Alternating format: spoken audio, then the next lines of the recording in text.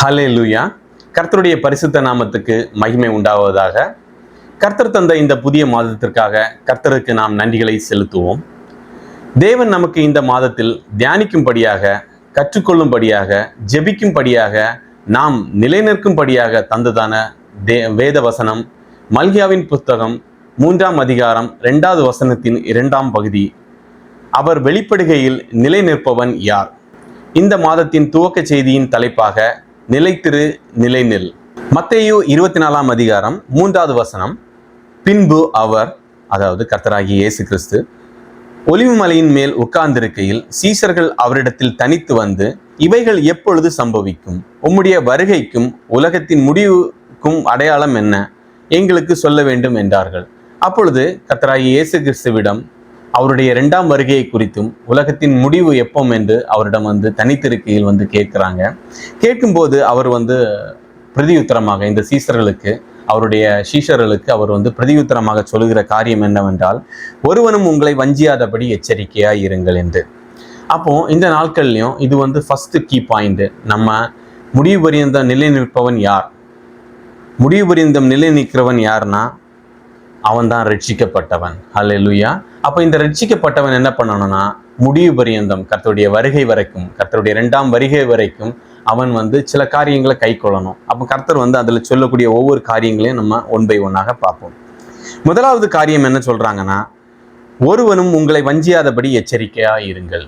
அடுத்த வசனத்தை எடுத்து படிப்போம். ஏனெனில் அநேகர் என் நாமத்தை தரித்து கொண்டு நானே கிறிஸ்து என்று சொல்லி அநேகரை வஞ்சிப்பார்கள். இந்த நாட்கள்லையும் நம்மை வஞ்சிக்கும்படியாக கர்த்தர் சொல்லியிருக்க காரியமே என்னன்னா, அவருடைய நாமத்தின் நிமித்தம் அநேகர் என்ன பண்ணுவாங்களா, நம்மளை வஞ்சிப்பாங்க. அப்போ நம்ம இந்திய நாட்கள்லையும் நம்ம அநேக காரியங்கள் செயல்படும் போது ஒருவர் அவருடைய நாமத்தின் நிமித்தம் சில விஷயங்களை கேட்கும்போது நம்ம என்ன பண்ணுறோன்னா, கர்த்தருடைய நாமத்தின் நிமித்தம் கேட்குறாங்கன்னு சொல்லி நம்ம செயல்படுவோம். அதே போல் அநேக கள்ள போதனைகள் கர்த்தராகிய இயேசு கிறிஸ்துவின் நாமத்தில் வரும். அதே போல் கள்ள தீர்க்க தரிசனங்கள், எல்லாத்துக்கும் இந்த வார்த்தைகளுக்கு நாம் வஞ்சனையில் விழுந்து விடாதபடி இருக்கும்படி கர்த்தர் சொல்றாரு. அதான் என்ன சொல்றாங்கன்னா, ஒருவனும் உன்னை வஞ்சியாதபடி எச்சரிக்கையா இருங்கள். ஏன்னா கர்த்தராகிய இயேசு கிறிஸ்து அவருடைய 2ஆம் வருகையின் போது நாம் நிலை நிற்கிறவர்களாய் நிற்க வேண்டும். அதற்காக தான் அவர் சொல்லுகிற ஃபர்ஸ்ட் கீ பாயிண்டே உங்களை யாரும் வஞ்சியாதபடி இருங்கள் என்று. 2வது பாயிண்ட், யுத்தத்தின் செய்திகளையும் கேள்விப்படுவீர்கள், கலங்காதபடி எச்சரிக்கையா இருங்கள். ஹல்லேலூயா. அப்போ இந்த நாட்கள்லையும் அநேக இடங்கள்ல யுத்தத்தை நம்ம கேள்விப்படுவோம், யுத்தத்தின் செய்திகளை கேள்விப்படுவோம். அப்போ நமக்கு தோணும், நம்ம இந்த கர்த்தரை அறிந்திருக்கிறோம், கர்த்தர் நம்மை நடத்துவாங்கன்னு அநேக விசுவாசிகள் இருப்போம். இந்த நேரத்திலும் அநேக புற ஜாதி ஜனங்கள் நம்மிடம் சொல்லுவாங்க, நீங்க கர்த்தரை தொழுது கொண்டு இருக்கிறீங்க, எங்களோட தேவன் நீங்க தொழுது கொள்ளுங்க, அப்பொழுது நீங்க இந்த விபத்திலிருந்தெல்லாம் நீங்க தப்பித்து கொள்ளலாம் என்று. அதை நினைத்து அதன் காரணமாக கர்த்தரை விட்டு சென்றவர்களும் இருக்கிறார்கள். அதனால் அது 2வது விஷயமாக நம்ம பார்த்து கொள்ளணும். இவைகளெல்லாம் சம்பவிக்க வேண்டியதே, ஆனாலும் முடிவு உடனே வராது. ஜனத்துக்கு விரோதமாய் ஜனமும் ராஜ்யத்துக்கு விரோதமாய் ராஜ்யமும் எழும்பும். அதே போல பஞ்சங்களும் கொள்ளை நோய்களும் பூமி எதிர்ச்சிகளும் பல இடங்களில் உண்டாகும். இவைகளெல்லாம் வேதனைகளுக்கு ஆரம்பம். அப்போ நம்மளுடைய வாழ்க்கையில் அநேக வேதனைகள் வரலாம். போர் நிமித்தமாக இருக்கலாம், அதுபோல ராஜ்யத்துக்கு ராஜ்யம் விரோதமாக இருக்கும்போது பஞ்சங்களின் நிமித்தமாக இருக்கலாம், பூமி எதிர்ச்சிகளாக இருக்கலாம், கொள்ளை நோய்கள் வரும்போது அதற்காக நாம் எந்த ஒரு சிச்சுவேஷன்லையும் கர்த்தரை விட்டு பின்மாறுகிறவர்களாக இருக்கக்கூடாது. அடுத்தபடியாக, அப்பொழுது அந்த சிச்சுவேஷன்ல கூட உங்களை உபத்திரங்களுக்கு ஒப்பு கொடுத்து உங்களை கொலை செய்வார்கள். என் நாமத்தின் நிமித்தம் நீங்கள் சகல ஜனங்களாலும் பகைக்கப்படுவீர்கள். அப்பொழுது அநேகர் இடரல் அடைந்து ஒருவரை ஒருவர் காட்டி கொடுத்து ஒருவருக்கொருவர் பகைப்பார்கள். ஹல்லேலூயா. நம்ம பார்க்கலாம், கர்த்தராகிய இயேசு கிறிஸ்து பூமியில் இருக்கும் போதும் அவரை நம்பியிருந்த சீஷர்கள், அவருடைய சீடர்கள் நிறைய பேர் இருந்தாங்க. நம்ம பார்க்கலாம், எத்தனையோ சீடர்கள் இரத்த சாட்சியாக மரித்தாங்கன்னு. அந்த நாட்கள்லையும் கர்த்தரை ஏற்றுக்கொண்ட ஜனங்கள் நம் வேதத்தில் சொல்லப்பட்டிருக்கு. அநேகர் கர்த்தரை ஏற்றுக்கொண்டாங்க, கர்த்தரோட சீஷர்களாக இருந்தாங்க. சில உலக நெருக்கத்தின் காரணமாக அவர்கள் கர்த்தரை விட்டு விலகி சென்றவர்களும் இருக்கிறார்கள். அநேக ஜனங்கள், அநேக சீஷர்கள் கொலை செய்யப்பட்டார்கள்.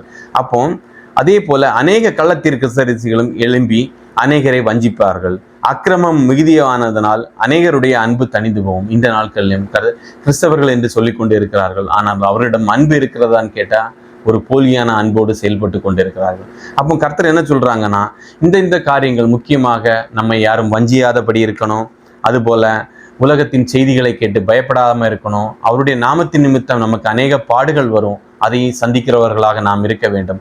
இந்த காரியங்களை எல்லாம் நம்ம செய்து கர்த்தருக்கு நாமத்தின் நிமித்தம் உண்மையும் உத்தமமாக இருந்தால் மட்டும்தான் நாம் என்ன பண்ண முடியும், முடிவு பரியந்த நிலைநிற்க முடியும். அப்பொழுதுதான் அவருடைய வருகையின் போது நாம் நிலைத்திருந்து நிலை நிற்க முடியும். அல்லேலூயா.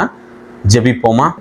எங்களை அன்பாய் நேசிக்கிற எங்கள் பரலோக பிதாவே, அப்பா, இந்த மாதத்திற்காக நன்றி தகப்பனே. அப்பா, இந்த மாதத்திற்கும் அப்பா எங்களுக்கு தந்த தியான வார்த்தைக்காக நன்றி அப்பா.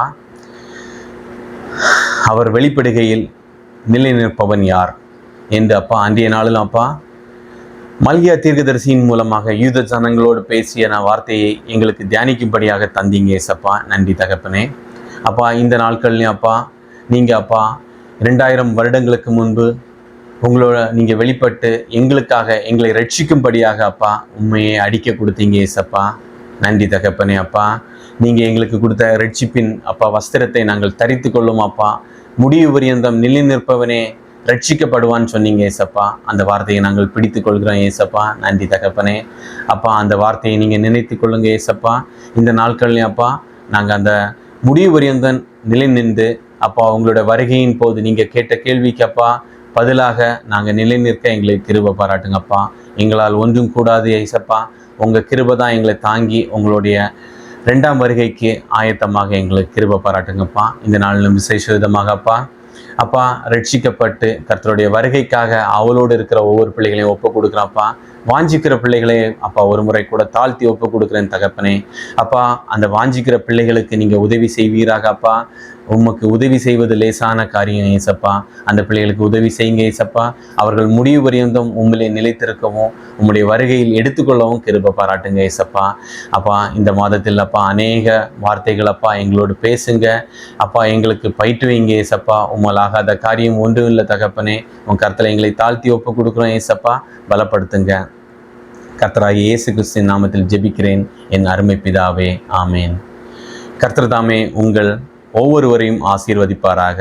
ஆமேன்.